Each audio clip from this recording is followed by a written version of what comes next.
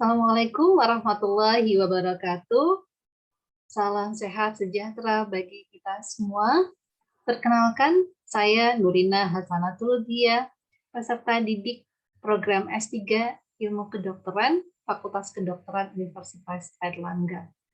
Kali ini perkenalkan saya menyampaikan suatu topik relevansi filsafat ilmu dalam permasalahan yang sedang kita hadapi.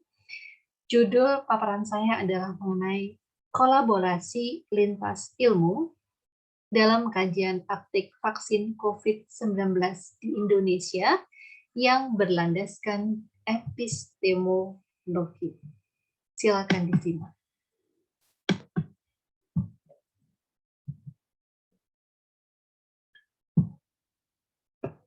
Saat ini kita sedang menghadapi krisis multidimensi akibat pandemi COVID-19 yang sudah memasuki tahun kedua.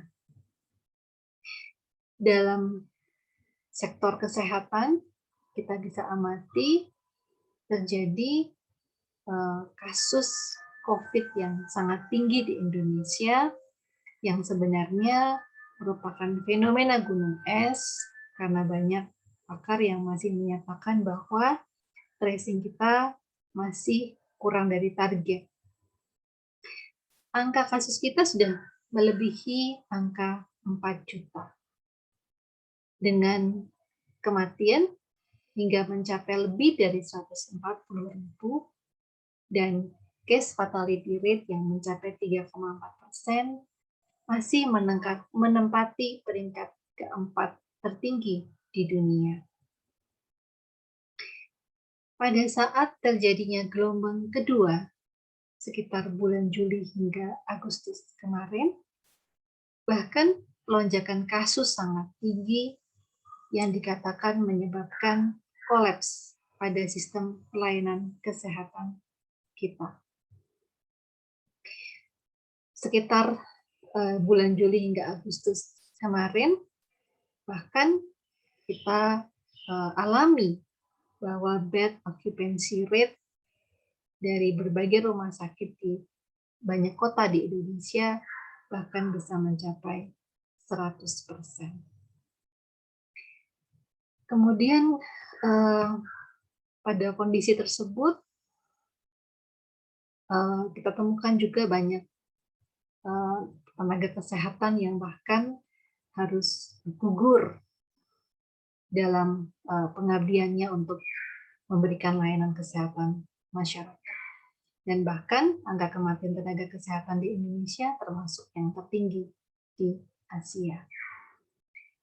Pada saat itu, suplai obat maupun alat kesehatan juga mengalami kelangkaan, sehingga kita perlu meminta bantuan dari luar negeri.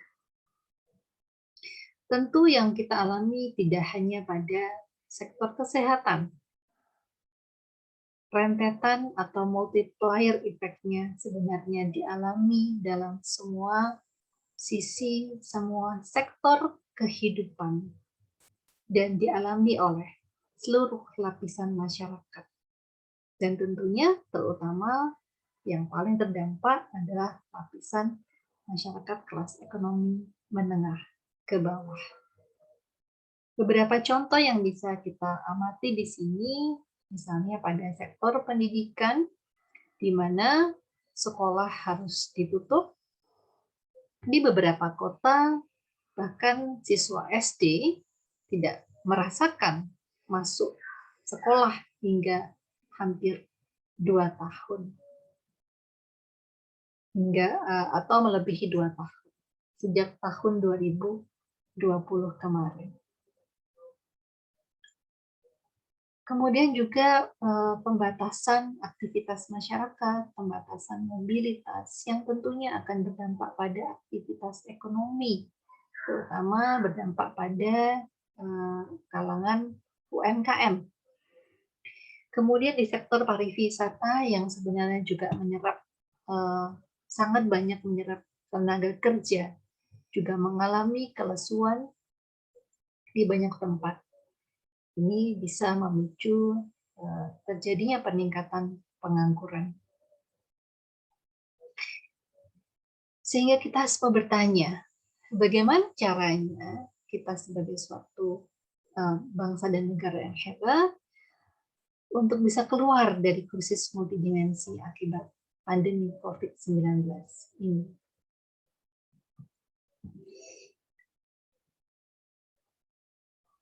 Sejak WHO mulai menyetujui atau memberikan persetujuan darurat untuk vaksin yang setelah melalui proses uji klinis dan kemudian didistribusikan ke banyak negara, termasuk di Indonesia, kita semua bertanya, bisakah vaksin atau sebenarnya vaksinasi COVID ini menjadi solusi terhadap krisis multidimensi yang kita hadapi bersama?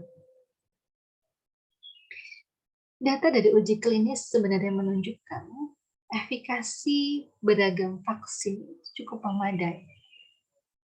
Bahkan vaksin dari Pfizer yang diproduksi oleh Pfizer BioNTech bisa mencapai 95%. Begitu pula dengan vaksin mRNA yang diproduksi Moderna bisa mencapai 94%. Dan kedua jenis vaksin ini pun sudah didistribusikan di Indonesia. WHO sendiri juga menyebutkan bahwa vaksin memberikan harapan besar bagi masyarakat dunia untuk terjadinya herd immunity. Pemerintah kita pun juga mengejar implementasi vaksinasi untuk bisa mencapai kondisi ini, meskipun sampai saat ini belum jelas sekiranya berapa persen cakupan populasi untuk mendapatkan vaksinasi agar bisa terjadi herd immunity. Setidaknya bisa kita pikirkan bahwa ketika vaksin itu diberikan, maka sebagian masyarakat yang mendapatkan vaksinasi akan terlindungi karena sudah memiliki antibodi yang mencukupi. Dan ini diharapkan bisa menurunkan jumlah virus, ya, bisa menurunkan ya istilahnya viral load di masyarakat. Di sisi lain, ternyata pemerintah kita juga cukup bagus dalam bergerilya untuk mendapatkan vaksinasi, sehingga sebenarnya cukup berlega karena sebenarnya ketersediaan vaksin itu mencukupi. Dan pemerintah juga sudah menetapkan bahwa vaksin itu diberikan secara gratis terhadap masyarakat yang menjadi target vaksinasi tanpa adanya tambahan biaya sedikit. Namun di sisi lain terdapat keraguan terhadap efektivitas dari vaksin atau vaksinasi ini untuk bisa efektif dalam menciptakan herd immunity atau efektif dalam langkah penanggulangan pandemi. Memang dari WHO sendiri mempersyaratkan efikasi minimal 50% untuk bisa memberikan emergency atau izin darurat ya kepada vaksin tersebut. Sehingga angka 50% itu berarti memang tidak menjamin 100% mereka yang mendapatkan vaksin itu tidak bisa tertular atau menularkan. Meskipun sebenarnya bisa dikatakan bahwa tentu risiko itu akan menurun dan risiko untuk mendapatkan penyakit yang berat atau memerlukan perawatan di rumah sakit yang intensif itu jelas jauh menurun dengan pemberian vaksin.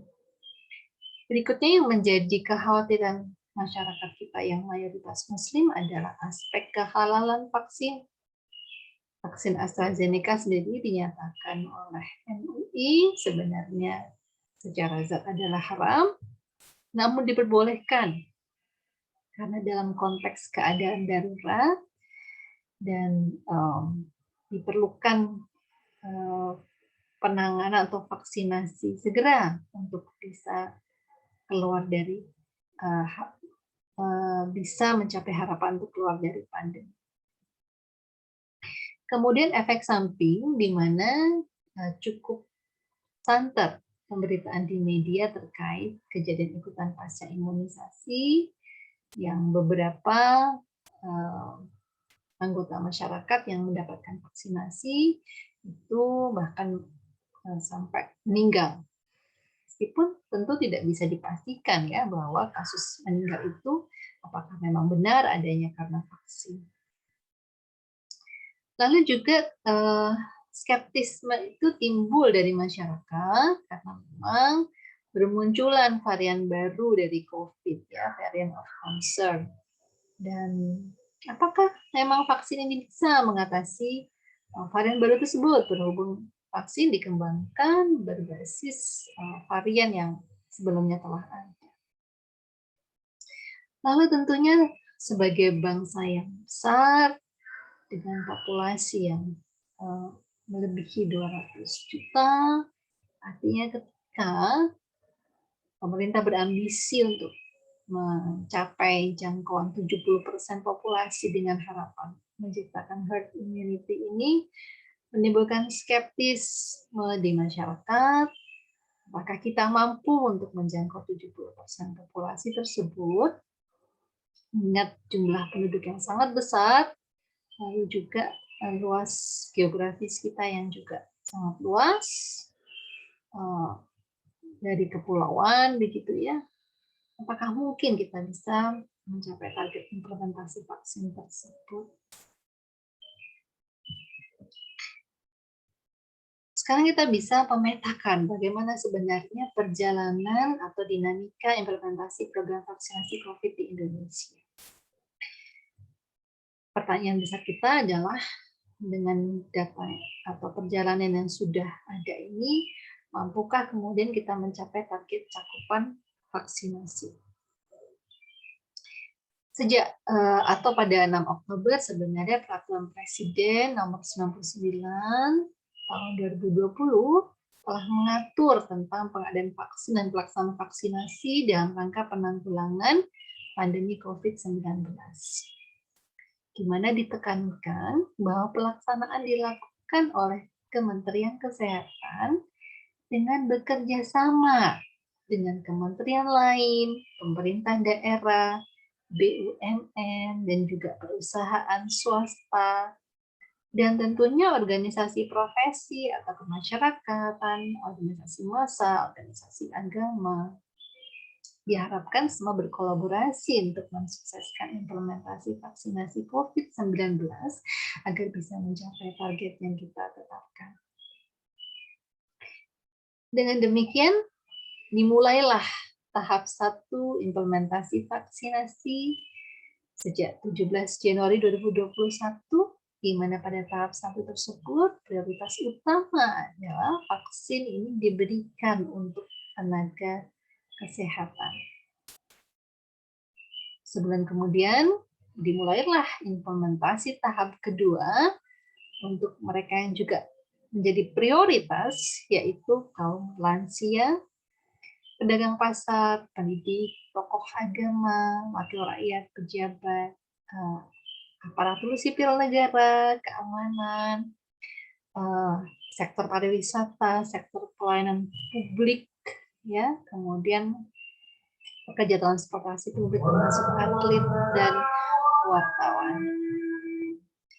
Dan dilanjutkan pada tahap ketiga yang di sekitar bulan Mei hingga Juli, di mana ini diberikan ya pada masyarakat yang rentan dari aspek spasial, sosial, dan ekonomi. Dan ini kita bisa ingat ya bahwa pada bulan Juli tersebut sebenarnya terjadi ledakan atau gelombang kedua dari COVID. Sehingga memang pada saat itu program vaksinasi digencarkan di daerah-daerah yang angka kasusnya sangat tinggi. Kemudian tahap 4 dimulai bulan Agustus, ditargetkan sampai Desember.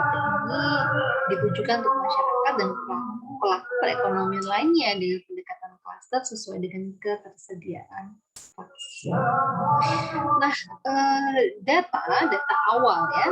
Jadi evaluasi awal pada 4 Maret 2021 dikatakan cakupan vaksinasi di Indonesia itu baru mencapai 171.080 dosis per hari. Dengan kecepatan sekian ini, estimasi perhitungannya itu butuh sekitar 6 tahun untuk mencapai target vaksinasi sebesar 70% populasi tersebut. Pada 26 minggu awal, kita baru mencapai 50 juta dosis. Namun tampaknya terjadi percepatan ya, terutama mungkin ini juga dipicu oleh adanya kenaikan kasus pada gelombang kedua, sehingga yang tadinya 50 juta dosis hanya mampu diberikan dalam jangka waktu yang cukup lama 26 minggu, berikutnya ini bisa dipersingkat hanya dalam 6 minggu kita sudah bisa mencapai pemberian 50 juta dosis. Namun perlu perencanaan, ya, perlu intervensi untuk bisa mencapai target karena target kita ternyata cukup besar, yaitu per bulan September ditargetkan 2,3 juta dosis per hari. Nah, ini masalah atau pertanyaan ini patut kita jawab ya, bagaimana pemerintah dan semua stakeholder yang terkait termasuk kita melibatkan masyarakat untuk bisa mencapai target 2,3 juta dosis per hari. Nah, perlu kita pahami ya, bagaimana sih faktor yang mempengaruhi uptake vaksin oleh masyarakat. Uptake vaksin utamanya dipengaruhi oleh level penerimaan pada vaksin COVID. Jadi kalau kita petakan masyarakat ini ada yang menerima, ada yang menolak, dan di tengah-tengahnya ada yang ragu, masih belum memutuskan apakah menerima vaksin atau tidak ya. Nah, ini sebenarnya perlu dikaji lebih lanjut ya. Sebenarnya faktor apa yang bisa mempengaruhi sikap penerimaan masyarakat terhadap vaksin COVID? Kita bisa bedah dulu dari level individu. Dari level individu sebenarnya tampaknya faktor yang berperan adalah pengetahuan dan kepercayaan. Ya, pengetahuan terhadap COVID maupun vaksin COVID-19 dan kepercayaan terhadap vaksin itu sendiri ya. Jadi apakah percaya bahwa vaksinnya itu bisa efektif, kemudian bahwa vaksin itu aman, kemudian juga dari aspek kehalalan juga. Kemudian juga ada yang pengalaman vaksinasi lampau. Ya. Kalau udah dewasa mungkin sebelumnya ada riwayat vaksinasi pada masa kanak-kanak, kemudian juga ada vaksinasi pada dewasa, misalnya pada wanita ada HPV, gitu ya, ada vaksin influenza dan sebagainya. Lalu juga persepsi risiko COVID-19, otomatis bagi mereka yang merasa memiliki risiko tinggi untuk tertular COVID atau mengalami penyakit yang berat atau risiko kematian, maka mungkin dia akan menerima untuk mendapatkan vaksinasi. Dan yang juga tidak kalah penting adalah paparan terhadap informasi negatif.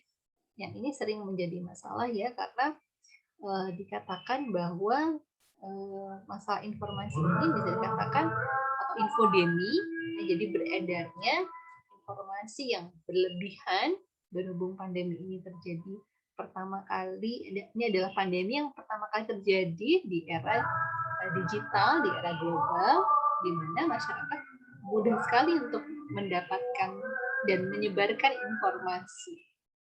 Timbullah banjir informasi, tsunami informasi, di mana informasi tersebut tidak sepenuhnya benar. Beberapa adalah disinformasi dan misinformasi yang bisa mempengaruhi masyarakat yang untuk berpikir secara keliru, untuk memiliki asumsi yang keliru ya terhadap COVID maupun terhadap vaksin COVID.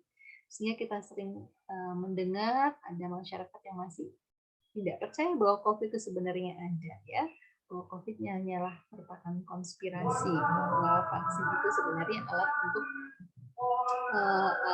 global untuk mencengkram negara seperti Indonesia dan sebagainya.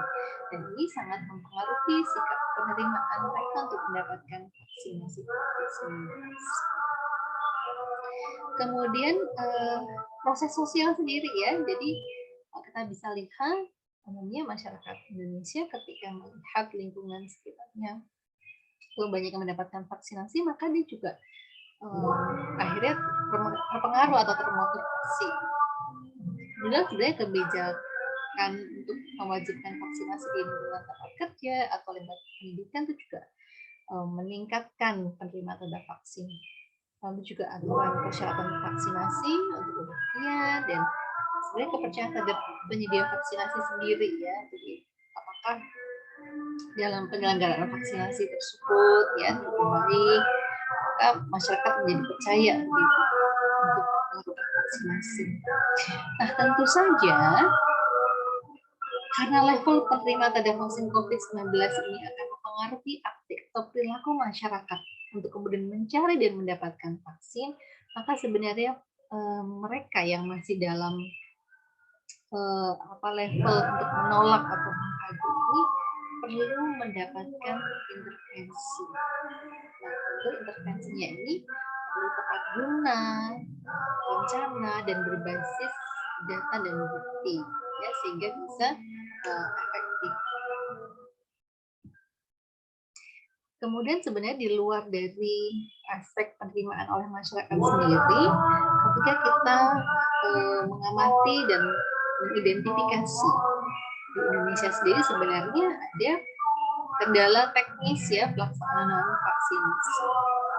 Apa saja kalau kita lihat ya, karena secara geografis negara kita kepulauan dengan luas yang sangat yang sangat luas ya, maka kendala itu atau tantangan itu adalah bagaimana mendistribusikan vaksin agar tetap dalam rantai dingin atau cold chain hingga ke luar Jawa ya. Mungkin problem distribusi ini tidak begitu besar kok di Jawa, tapi mungkin di luar Jawa ini problemnya perlu mendapatkan perhatian ya, karena secara umum seringkali infrastruktur di luar Jawa itu masih kurang dibandingkan daerah Jawa.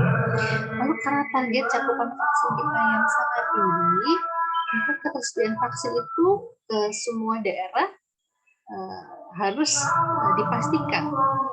Beberapa kali kita menemukan bahwa ketika masyarakat itu sudah waktunya untuk mendapatkan dosis kedua, ternyata di banyak penyedia vaksin itu mereka kehabisan begitu ya, kehabisan stok. Nah, di sini pentingnya bagaimana merencanakan atau memanage ketersediaan vaksin. Lalu yang juga pernah kita temukan problemnya adalah pendataan calon penerima vaksin, ya. Kemudian proses registrasi begitu ya, karena misalnya ada kasus seseorang tidak bisa mendapatkan vaksinasi karena rupanya NIK-nya itu sudah dipergunakan oleh orang lain untuk mendaftarkan vaksinasi ini. Kemudian kita juga perlu pikirkan bagi mereka yang memang kesulitan, masyarakat yang marginal, yang seringkali masih belum memiliki kartu identitas atau tidak memiliki nomor induk kependudukan. Nah, dalam hal ini, pendataan itu diperlukan integrasi antara Kementerian Kesehatan dengan Kemendagri ya, dalam hal ini adalah bagian kependudukan. Kemudian yang juga kita sering temukan di pemberitaan adalah adanya pelaksanaan di sentra vaksinasi ya, di mana tantangannya adalah penyediaan sumber daya manusia tidak hanya dari sisi pelayanan kesehatan dalam menyuntikkan vaksin, tapi juga untuk keadministrasian ya, juga ketertiban dalam pelaksanaan. Kita sering menemukan bahwa justru sentra vaksinasi itu menjadi tempat terjadinya kerumunan, dan di mana masyarakat pun juga bahkan belum bisa sepenuhnya patuh terhadap protokol kesehatan di lokasi vaksinasi tersebut.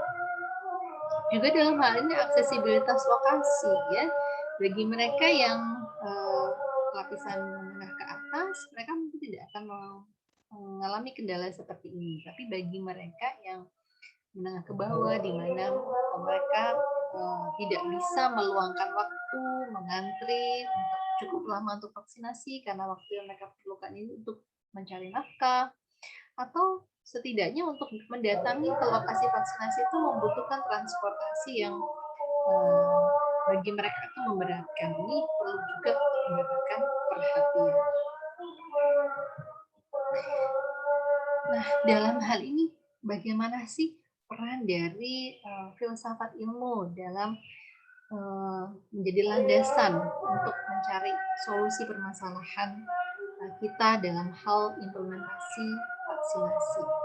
Dalam hal ini saya ingin mengetengahkan atau fokus terhadap aspek landasan epistemologi.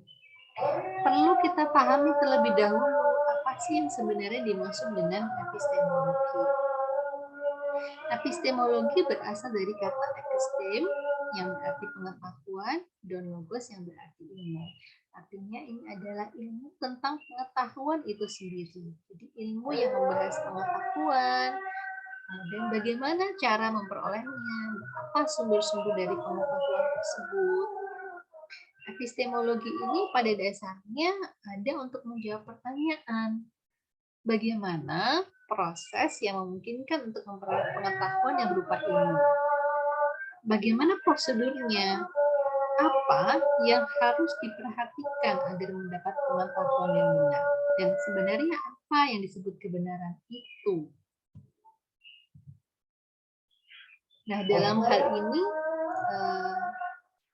dari tadi kita berbicara tentang masalah, kita berbicara tentang pertanyaan kita sendiri, bagaimana kita keluar dari krisis multidimensi akibat pandemi, bagaimana kita bisa melakukan implementasi vaksinasi sesuai target sebagai upaya untuk penanggulangan pandemi, bagaimana intervensi untuk meningkatkan uptake vaksin di masyarakat.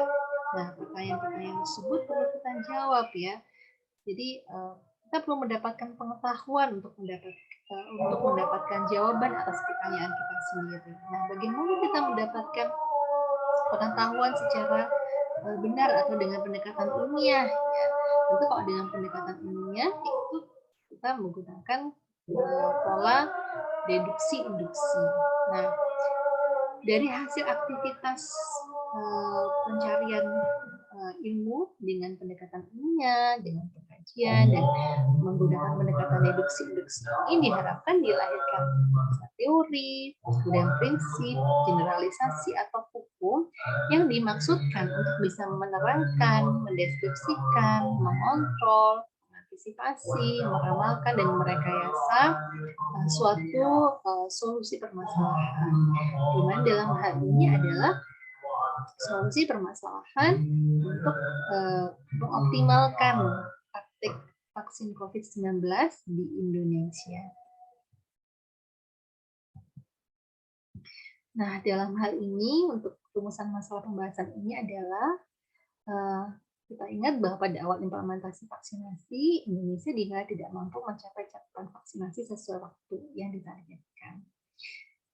Sehingga pemerintah Indonesia terus berupaya memperbesar kapasitas pelaksanaan vaksinasi dengan melibatkan kolaborasi dengan berbagai pihak. Untuk itu, kendala atas pemberian vaksin COVID perlu diidentifikasi dan dipetakan untuk selanjutnya diatasi atau diberikan intervensi secara tepat. Nah, intervensi yang tepat itu tentu berbasis bukti dan data.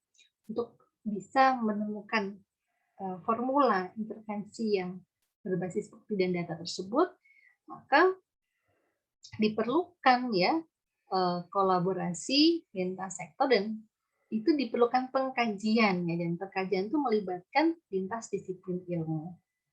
Nah, dalam hal pengkajian tersebut, hal yang berdasar di sini adalah prinsip atau landasan epistemologi itu perlu kita terapkan ya dalam kajian lintas ilmu untuk menghasilkan data atau bukti yang reliable ya, yang bisa efektif untuk memecahkan permasalahan vaksinasi COVID-19 di Indonesia. Nah, dalam hal ini, kerangka konsep yang saya ajukan adalah ketika kita melihat praktik vaksin COVID-19, ya, artinya ini adalah bagaimana perilaku masyarakat dalam mencari dan mendapatkan vaksin COVID ini ternyata bergantung pada sikap masyarakat, bagaimana level penerimaan terhadap vaksinasi COVID. Nah, dan level penerimaan ini bergantung pada level individu.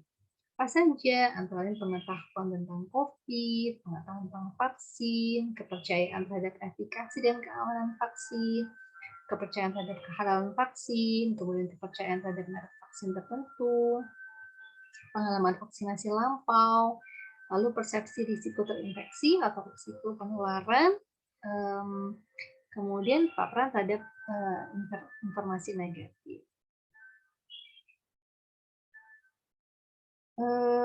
Kemudian proses sosial juga berpengaruh ya. Jadi artinya bagaimana pengaruh dari lingkungan sekitar, adanya kebijakan untuk mewajibkan vaksinasi di lingkungan kerja atau di tempat pendidikan, kemudian aturan persyaratan vaksinasi untuk bepergian atau ke pusat hiburan, juga kepercayaan terhadap penyedia vaksinasi, di mana faktor atau domain faktor ini saling berhubungan timbal balik ya. Jadi bahwa proses sosial itu akan bisa mempengaruhi level individu ya, dan level individu sendiri itu juga nantinya bisa mempengaruhi proses sosial. Keduanya ini bisa mempengaruhi sikap penerimaan terhadap vaksinasi COVID-19. Nah, yang tidak boleh kita tinggalkan adalah juga hal teknis ya, bahwa perlunya kalau kita ingin meningkatkan uptake vaksin, maka kita perlu memikirkan bagaimana cara untuk mempermudah akses bagi masyarakat, kemudian juga bagaimana penentuan lokasi yang tepat, pendataan calon penerima, kemudian bagaimana kita bisa menyederhanakan dokumen persyaratan, juga untuk prosedur registrasi, menjamin ketersediaan vaksin dengan proses transportnya yang tepat sehingga memastikan tetap dalam cold chain atau rantai beku. Lalu juga bagaimana menciptakan ketertiban dalam pelaksanaan dan tetap memperhatikan protokol kesehatan di lokasi atau di sentra vaksinasi sehingga masyarakat merasa aman begitu mendatangi sentra vaksinasi tersebut. Ketika kita melihat domain-domain faktor yang sekian banyak ini, maka kita bisa berpikir ya bahwa untuk kita bisa meningkatkan uptake vaksin COVID, maka ke semua domain ini perlu mendapatkan intervensi yang tepat. Nah, semua domain ini rupanya mencakup sekian banyak ya, atau mencakup multisektor. Ketika kita berbicara terkait kajian, maka ini dikatakan memerlukan kajian melibatkan lintas disiplin ilmu. Sebagai contoh, ketika kita melihat pada level individu, maka pengetahuan ya bagaimana kita mengintervensi untuk meningkatkan pengetahuan masyarakat, maka diperlukan mungkin ahli di bidang kesehatan masyarakat, promosi kesehatan, bahkan juga untuk juga terkait kepercayaan ini juga psikolog begitu ya. Kemudian juga terhadap kehalalan vaksin, maka juga memerlukan dari tokoh agama. Kemudian juga sebenarnya kita tidak boleh lupa ya bahwa data efikasi vaksin itu kita dapatkan dari uji klinis. Tapi masyarakat juga perlu atau mereka juga menantikan ya sebenarnya efektivitas vaksin di masyarakat Indonesia itu seperti apa, keamanannya seperti apa. Maka kegiatan apa namanya kita sebut dalam istilah farmakologi disebut sebagai pharmacovigilance terhadap vaksin itu perlu terus dilakukan ya. Kemudian juga evaluasi efektivitasnya juga perlu untuk diteliti lebih lanjut. Kemudian juga terkait informasi ya, berarti artinya di mana informasi itu seringkali melalui digital, maka disiplin ilmu teknologi informasi, kemudian ilmu komunikasi, ilmu sosial itu sangat berperan dan perlu terlibat bersama begitu ya untuk studi bagaimana meningkatkan uptake vaksin. Juga halnya dengan kebijakan publik ya, dalam hal ini berarti ilmu pemerintahan, ilmu politik dalam atau bahkan hukum ya dalam menerapkan aturan maupun kebijakan yang tepat. Dan juga hal-hal teknis seperti ini tentu memerlukan pendekatan lintas sektor, lintas ilmu untuk bisa menghasilkan intervensi yang efektif, komprehensif, dan tentu berbasis bukti dan data. Nah, untuk bisa berbasis bukti dan data, maka perlu pengkajian atau perlu penelitian. Penelitiannya menggunakan pendekatan ilmiah dan kita perlu mengingat landasan dalam filsafat ilmu, salah satunya adalah landasan epistemologi. Bagaimana caranya kita memperoleh bukti dan data yang valid dan reliable, gitu ya, dengan pendekatan ilmiah melalui landasan epistemologi. Sehingga dengan demikian saya menyimpulkan beberapa gagasan. Yang pertama, untuk mencapai target implementasi vaksinasi COVID, perlu dilakukan kajian terhadap berbagai faktor yang mempengaruhi uptake vaksin, antara lain sikap penerimaan masyarakat dan tentu perihal teknis. Setiap faktor saling berkorelasi dan dipengaruhi beragam faktor lainnya yang mencakup aspek individu, sosial, politik, ekonomi, administrasi pemerintahan, dan sebagainya. Oleh sebab itu diperlukan kolaborasi lintas sektor. Dan tentu saja faktor kesehatan sangat penting dalam hal ini. Lalu diperlukan intervensi secara efektif, holistik, berbasis bukti dan data terhadap faktor yang menjadi kendala uptake vaksin. Dan tentu untuk mendapatkan pendekatan berbasis bukti dan data diperlukan pengkajian dengan metode ilmiah berlandaskan epistemologi yang tujuannya untuk mendapatkan atau membuahkan kerangka berpikir ya atas solusi masalah implementasi vaksinasi COVID di Indonesia. Lalu diperlukan kolaborasi lintas ilmu untuk aktivitas pengkajian berlandaskan epistemologi.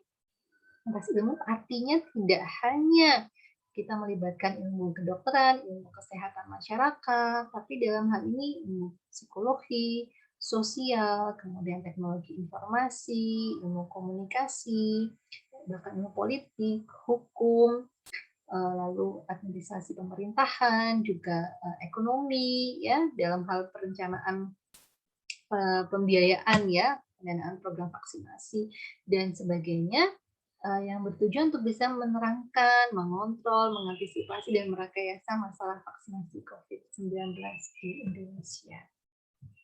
Sebagai kesimpulan, program vaksinasi COVID-19 nasional sebenarnya merupakan langkah penting dalam penanggulangan COVID-19 beserta krisis multidimensi yang menyertainya. Tapi memang perlu diingat bahwa ini harus diiringi dengan tetap memperhatikan protokol kesehatan.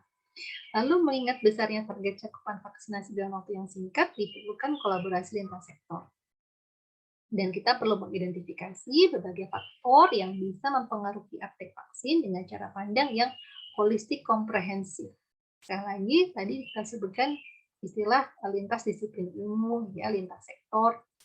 Nah, untuk meningkatkan uptake vaksin perlu intervensi yang tepat, berbasis bukti dan data, dan melibatkan lintas ilmu dan lintas sektor. Landasan epistemologi diperlukan dalam aktivitas pengkajian masalah vaksinasi melalui pendekatan ilmiah untuk membuahkan kerangka berpikir sebagai solusi masalah berdasarkan data dan bukti yang valid dan reliable. Demikian yang bisa saya sampaikan. Semoga dapat bermanfaat. Bila ada kesalahan, saya mohon maaf. Terima kasih atas perhatiannya. Assalamualaikum warahmatullahi wabarakatuh. Salam sejahtera.